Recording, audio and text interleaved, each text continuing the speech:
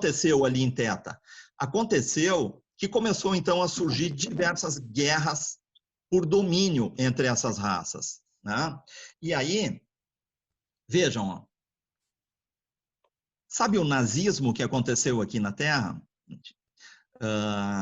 Tem aquela máxima que diz que assim como é em cima, é embaixo, né? Vocês vão ver que a história do nazismo aqui na Terra é uma coisa muito parecida com o que aconteceu no ambiente de Nebadon, né, chamado Guerra de Órion. Porque na Guerra de Órion, o que aconteceu? Foram raças que entenderam que eram superior às outras e tentaram criar, então, um domínio, uma expansão geográfica, né? Que é exatamente o que aconteceu aqui na Terra. Teve aqui uma raça, aqui na Terra, que entendeu que era superior às outras, então todas as outras raças deveriam trabalhar para essa raça, e essa raça deveria ser superior e deveria governar o planeta. Esse negócio, gente, não é novo, né? Isso é o que motivou a Guerra de Órion, lá em Nebadon. A gente diz assim, mas como que isso aqui na Terra vai acontecer a mesma coisa aqui na Terra? Vocês vão entender, então, logo adiante, gente, que os caras que estão hoje aqui na Terra, os caras somos nós todos, a nossa origem não é aqui da Terra. Da onde que é a nossa origem? É dali, é de Nebadon a nossa origem. Então, as mesmas pessoas que estavam lá, que produziram diversos atritos e guerras que estavam em dualidade lá, foram as que acabaram chegando aqui na Terra na forma disso que se chama de exílios planetários. Então, veja bem, à medida que essas guerras aqui foram surgindo por domínio de raças, começou a ser necessário, então, ó, basicamente, da onde que essa guerra surge ali, gente? Vou voltar um pouquinho. Ó. Agora que está aqui, ó, por que eu pintei algumas raças de amarelo e as outras estão em branco? Porque essas raças aqui que estão pintadas de amarelo foram as raças que começaram essa história chamada de Guerra de Órion. Foram as raças que, de alguma maneira, entenderam que queriam dominar as outras raças. Então, quando esse processo começou, lá em Nebadon, 49 outras raças tiveram que se unir para poder criar uma força que pudesse combater a expansão das raças reptilianas e draconianas. Tá? Então, eles criaram isso que se chama de Confederação Intergaláctica, que, na verdade, é um organismo político, mas basicamente militar, né? Então, essas frotas chamadas da Confederação foram, então, as que fizeram a frente. Bom, então, o que acontece, gente, com esse negócio, então, que envolve a Confederação? Ela acaba sendo a mesma coisa que aconteceu aqui na Terra no nazismo, quando houve o movimento, então, né, que combateu o que se chama, digamos, de os países do eixo, que eram, então, os aliados. Então, quando a gente olha a história na Terra, você vai ver que o movimento nazista é uma coisa parecida com o que houve na Guerra de Órion, que os aliados é uma coisa parecida com o que se formou lá fora, chamado Confederação Intergaláctica. E aí os aliados foram, então, todos os países do mundo que tiveram que se unir para combater, então, o nazismo. Então, vejam que, à medida que a Guerra de Órion ela foi acontecendo, e por tudo que se fala, foi uma coisa absurda, assim, essa Guerra de Órion. Se nós olhar no céu e direcionar, digamos, a nossa visão para aquela constelação que nós chamamos de as Três Marias, e você abrir os teus braços em direção à estrela, à constelação das Três Marias, e você vai ter 180 graus de abertura, aí você fecha um pouco os braços, você vai ter 150 graus. Mais ou menos isso seria a parte da Via Láctea que foi envolvida nessa tal de Guerra de Órion aí. E o que aconteceu nessa história da Guerra de Órion? Basicamente, todos os que participaram, gente, aconteceu a mesma coisa que acontece aqui na Terra quando os nossos humanos aqui vão para a guerra. Todos eles voltam pirados, gente. As pessoas voltam, elas viram maniáticos, elas cometem suicídio depois, elas entram em um desequilíbrio bastante intenso, né? Uma parte muito expressiva das pessoas. E isso aconteceu lá. Então, veja que a exposição à dualidade, né, faz com que tu vá para as pontas das tuas capacidades, tanto intelectuais, quanto sensitivas, quanto emocionais, e provocam fortes desequilíbrios nisso, provocam sequelas que não são fáceis de serem ajustadas depois. Então, o próprio desejo de guerra, né, o desejo de competição muito grande, né, essa questão de não se importar com a destruição, né, a prática da violência, a tirania, a questão da dominação, né, crueldade, escravização dos outros, o racismo, a maldade, o mau uso do psiquismo, porque você vê que quando o lado yin é extrapolado também, então todo o teu lado sensitivo também é extrapolado. Então, toda manipulação emocional, a manipulação afetiva vem disso aqui, né? A magia negra, o uso da magia e o mau uso do psiquismo vem do lado yin, que é proliferado e desajustado por uma faceta, digamos que se desequilibra, né? Que vai para a questão de começar a praticar mau uso das coisas, né?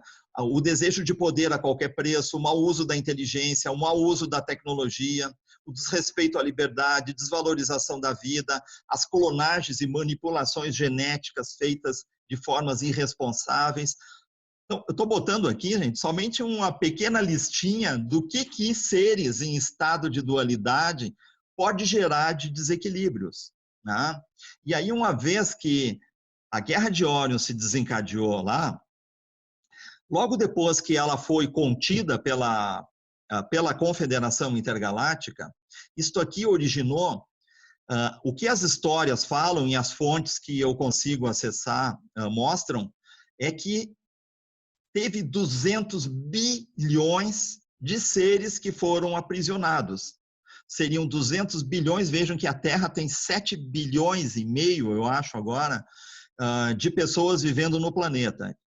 E aqui nós estamos falando de 200 bilhões de seres que entraram em total desequilíbrio, a tal ponto que eles foram considerados, é assim que a história é contada aqui pelas fontes que a gente consegue buscar, porque tudo isso é muito ocultado, gente, por causa que essa história não é falada, porque existe um medo muito grande que se nós entrar em contato com essas histórias, nós vamos despertar rebeldias internas, né? E vamos entrar em ressonância com as coisas do que aconteceu lá fora. Mas esses 200 bilhões de exilados aqui, eles acabaram, de exilados não, de aprisionados, né, pela Confederação, eles foram o produto de mais de 200 planetas que teriam sido totalmente destruídos, e não só planetas, mas mais de 20 estrelas inteiras, com sistemas solares e tudo desintegrados. Porque a gente está falando de seres de alta tecnologia. Então, nós não estamos falando de uma bomba atômica que vai ali e destrói Hiroshima ou Nagasaki ou destrói uma cidade. Nós estamos falando de artefatos que eles conseguem consumir uma estrela inteira com seus planetas e sistemas solares. São coisas, gente, que são fora da nossa concepção de realidade, do que a gente possa entender que seja possível existir. Então, vejam, eles falam que trilhões de vidas e de seres foram extintos nisso aqui. Tá? E que isso aqui teria envolvido, então, 1/3 mais ou menos do braço Satânia, né? O braço Satânia é esse braço, né? A Via Láctea, ela é uma estrela, como se fosse uma estrela do mar, assim, tem vários braços, né? Então, esse braço onde está a Via Láctea aqui é chamado de Satânia, o braço de Satânia. Então, teria envolvido 1/3 das civilizações que estavam aqui. E o que fizeram com esses prisioneiros aqui, gente? Basicamente, esses prisioneiros, eles foram colocados em criogenia. Aqui na Terra, nós colocamos os caras dentro de uma cadeia, né?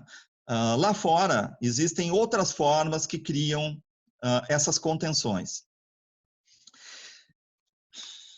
Bom, quando vocês ouvem falar de corpos criogênicos, vocês estão ouvindo falar disso aqui, ó.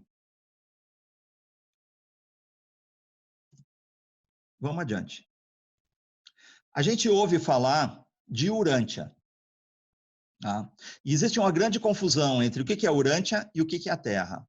E quando se pega a própria literatura do livro de Urântia, que é uma literatura passada pelos pleidianos aqui, a gente começa a ficar, então, em dúvida, né? Do que é Urântia, o que é a Terra, e dá uma sensação de que é a mesma coisa.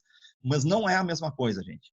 A Urântia é a matriz original e real que está do lado de fora do holograma, que está aqui do lado esquerdo da tela, que é onde uma boa parte dos corpos chamados de criogênios, ou criogênicos, ou criógenos, vocês vão encontrar isso com vários nomes, estão sendo mantidos até hoje, aprisionados ainda, não só em Urântia, mas na constelação de Perseu também, é onde está a grande maioria dos corpos criogênicos, dos seres que foram aprisionados, não só na Guerra de Órion, porque eles foram considerados não aptos a conviver nas sociedades dessas raças ali, mas em diversas outras guerras que existem ali no universo Teta, existiram no universo. A primeira guerra nem foi a de Órion. A primeira guerra se chamou Guerra de Pégasos, mas depois teve Guerra de Sírios, Guerra de Órion, Guerra de Antares, teve guerra de tudo que é coisa que vocês imaginam do lado de lá. Mas a Guerra de Órion, ela é o evento mais importante, porque uma boa parte das pessoas que estão aqui na Terra hoje, eles são provenientes desse evento chamado Guerra de Órion. Mas o que eles fizeram? Vamos entender agora um pouco mais da história. Essa tela aqui, ó, pessoal, vai começar a ficar extremamente tumultuada, tá? Mas se vocês acompanhar desde o início, vocês vão se entender aqui na história, tá? Então, o que eles fizeram com esses corpos criogênicos? Para que essas pessoas não acordassem, alguém disse assim, ó, aonde que nós vamos alocar a mente desses caras? E alguém chegou e disse assim, ó, toca lá em Velatropa. Porque Velatropa era um sistema computacional que era usado para desenvolver modelagens planetárias e desenvolver genéticas. Né? Por que eles desenvolvem genéticas em Velatropa? Eles desenvolvem dentro de um computador algumas genéticas. E por que fazem isso? Porque são experimentos perigosos que não são permitidos serem feitos dentro de Nebadon. Então, como que eles fazem? Eles criam isso como se fossem nós criando, digamos, uma máquina dentro de um sistema de CAD, onde você experimenta o equipamento. Hoje nós fizemos isso com aviões, por exemplo. Né? Nós não vamos para uma oficina construindo um avião. Constrói o avião num sistema como se fosse um CAD industrial. Ali todas as peças são manipuladas, você faz o avião voar dentro do computador. Se ele funciona dentro do computador, então tu pega os códigos matemáticos, as plantas, e aí então você leva aquilo para uma oficina para fazer a construção. Lá fora, os caras fazem as mesmas coisas com genética.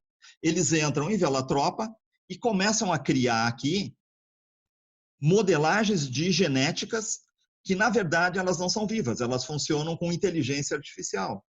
Quando você olha todo o reino animal aqui, tudo isso é experimento dos Arcturianos, dos Pleidianos, dos Sirianos, que eles geraram inteligências artificiais dentro de sistemas holográficos, e quando essas genéticas foram, então, estudadas e eles entenderam que eram boas genéticas, então o código matemático é retirado, levado lá para Nebadon, e lá, então, eles miscigenam com formas humanoides. Por isso que tu olha, por exemplo, lá em Nebadon, tu vê assim, uma raça chamada reptiliano. Tu vem aqui na Terra, tem um monte de coisas aqui que se parecem com raças reptilianas. Aí você olha lá em Sírios, você vai ver que tem raças de felídeos. E aí você vem aqui na Terra, tu vê que tem aqui felinos, que são raças que são de animais parecido com esses seres que espiritualmente se apresentam. A mesma coisa, insectoides, e aí vai, gente. Agora, por que? Vocês acham que é casualidade isso, gente? Não é casualidade isso. Porque as matrizes de estudo original dessas coisas estão desenvolvidas aqui dentro de Velatropa. Era aqui que eles faziam isso. né? E aí o que eles fizeram? Usaram esse ambiente, que era um ambiente de cientistas, para incluir os exilados aqui dentro. Então, tinha lá 200 bilhões de exilados. Essa história é muito complicada, gente, porque eu vou simplificar esse negócio para vocês, mas tem muito mais coisas do que isso que eu vou falar para vocês hoje aqui, senão nós não saímos daqui hoje mais, né? Veja que, de acordo com o lugar onde essas guerras aconteceram, então, esses exilados, a mente deles, e de acordo com o local, de acordo com a guerra que estava acontecendo e com quem estava mantendo esses exilados, se era em Perseu, se era em Urântia, veja que esses exilados ou esses prisioneiros que estão em criogenia, eles não vieram só de embates físicos, militares. Isso aqui veio também de embates ideológicos, de guerras políticas, como, por exemplo, Rebelião de Lúcifer, que vocês encontram, por exemplo, num capítulo específico do livro de Urântia, né? Aqueles seres que foram considerados rebelados contra a hierarquia de domínio de Avona, também foram exilados junto com os caras que vieram da Guerra de Órion. Basicamente, os rebelados da Rebelião de Lúcifer foram aprisionados em Urântia. Os das outras guerras estão em diversos lugares, né? E o que acontece? De acordo com o lugar por onde cada um foi vindo, eles foram inserindo dentro do sistema computacional de Velatropa por determinadas portas, vamos chamar assim, o nome que a gente fala aqui é portais, tá? Mas imagina assim, gente, que cada um dessas coisas que a gente chama que são portais é como se fosse uma porta lógica, é como se fosse uma porta USB. Então, por exemplo, quem veio de Orion entrou por um portal chamado 1111. Tá? E quem entrou, por exemplo, quem estava ligado às hierarquias de Pleiades, são os presídios pleidianos, entrou então por um outro portal chamado 1212. Né? Quem veio de Sírios, então, entrou pelo tal do 1313. Então, quando a gente ouve falar dessas coisas, portal 1111, portal 1212, portal 1313, são as portas lógicas que a galera que está aprisionada aqui na Terra entrou aqui. Então, às vezes acontece assim, dia 11 de 11 de ano 2011, aí começa uma pira. Todo mundo dizendo assim, vai abrir o portal 1111, tem que meditar. Gente, não medita nada. Só se tu morrer, para tu poder sair daí, se é que isso fosse realidade. Então, inventa um monte de história em relação a isso aqui também. Mas o fato é que quem entra, para onde que entra? Entra para a zona administrativa de Velatropa, né? E o que entra? Entra somente a mente do indivíduo, gente. É mais ou menos como aquilo que tu vê no filme O Avatar, entende? Alguém deita dentro de um equipamento e a mente do cara é extraída e colocada num corpo do indivíduozinho azulzinho, aquele lá, do bichinho azul, né? E o soldado que transitou a sua mente lá para o corpo do azulzinho fica dormindo dentro de uma máquina. É mais ou menos isso aqui, gente, que acontece. Tá? Ou então é mais ou menos parecido com aquilo que tu vê no filme Matrix. Talvez o filme Matrix, ele é uma analogia a mais precisa possível que esse processo tem. Né? Onde você vê no filme Matrix que as pessoas estão dormindo numa espécie de um útero artificial, mas a mente delas está projetada em um sistema computacional, chamado Matrix, lá no filme. E todo mundo acha, ninguém consegue auto-perceber o seu próprio corpo. Por quê? Porque a mente saiu e foi colocada num sistema que é um holograma. O que você consegue perceber é aquilo que o holograma te programa para ver, que seria a Matrix lá do filme Matrix. Né? E o interessante disso, gente, é que o filme Matrix foi feito com base nas obras do Philip K. Dick. E tem uma coisa interessante em relação a esse cara, que ele dizia que tudo aquilo que ele colocava nos livros dele não era uma invenção, não era ficção científica. Ele dizia que aquilo era uma memória que ele tinha. E tem um fato interessante do Philip K. Dick, porque ele era tido como maluco pelas pessoas. Né? Mas teve um congresso, acho que foi em 76, na França, um congresso de ficção científica. E nesse congresso, ele fala que ele tem uma personagem nos livros dele que é uma mulher de cabelos compridos e pretos, e ela usa um vestido longo e preto. E ele disse assim nessa entrevista lá, ele disse que ele sabia que um dia esse personagem ia aparecer para ele. E aí ele diz na palestra dele, né? Ele diz que um dia essa mulher realmente apareceu para ele e que ela disse assim para ele: sabe esse negócio de simulação de realidade? Naquela época não chamavam de holográfica ainda, mas eu acho que usavam de realidade simulada. Ela disse assim, ó, isso não é uma ficção científica e vocês têm que levar muito a sério essa história.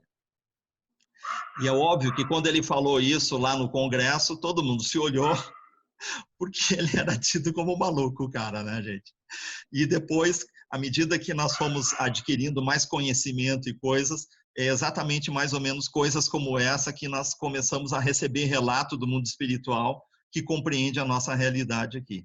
Vocês vão ver confirmações disso, por exemplo, na lei do Uno também, que é uma coisa que vale a pena olhar, que é psicografia também feita para 5 médiuns americanos, ela é dos anos 85, mais ou menos, onde eles falam realmente da simulação que nós vivemos aqui. Vocês vão ver aquela entidade Bashar, que o Derrewanka ele recebe, e ele literalmente ele abre o jogo falando que essa realidade nossa é totalmente ilusória, que é só a nossa mente que realmente está aqui dentro. Então, vou voltar aqui no desenho e vejam, ó, que o que entra dentro de Velatropa, dentro do sistema computacional, é só a mente de quem está em criogenia em Avona, né? Quando chega aqui, né, o que encontra aqui? Ó?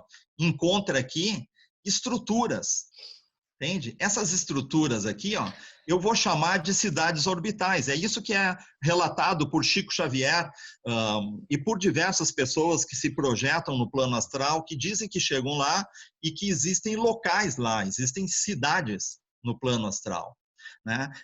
Chico Xavier deu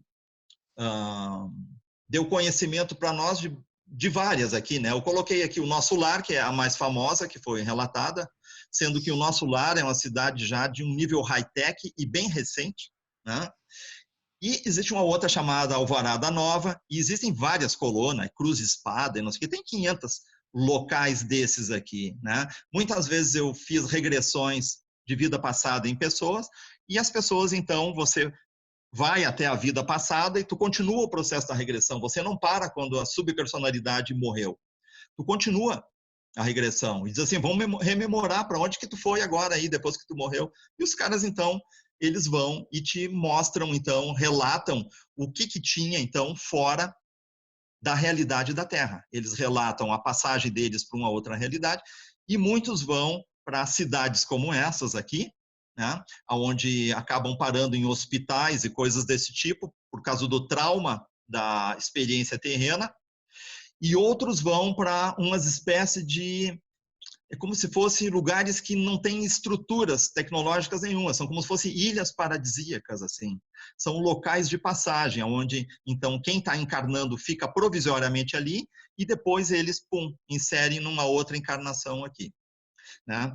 Tudo isso envolve uma coisa chamada projeto micaélico, que é um projeto daí que não vai ter como nós falar dele aqui agora profundamente, né? Mas ele envolve basicamente um local na zona administrativa que eu chamaria assim, ó, escola de teorias, né? Onde nosso lar seria uma dessas escolas de teorias, né? E nessas escolas de teoria, veja quem é que está lá de fato, gente. Só está a mente do corpo criogênico. E essa mente aqui do corpo criogênico é o que a gente chama de mental superior. Aí vocês vão dizer assim, tá, mas não é essa mente que está aqui encarnada, aqui agora no meu corpo? Pois aí é que começa a confusão, gente. Não é essa mente que está encarnada aqui. Então, tudo isso faz parte de uma engenharia que está lá. Ó. Veja que desde que tu entra na 4ª dimensão, nas cidades como o Nosso Lar, você está dentro de uma prisão mental. Só que a coisa é tão complexa, gente, que tu está preso e você não sabe que tu está preso. Você é um prisioneiro da estrutura e tu não sabe que tu é um prisioneiro. Essa é a pior forma de prisão que tem.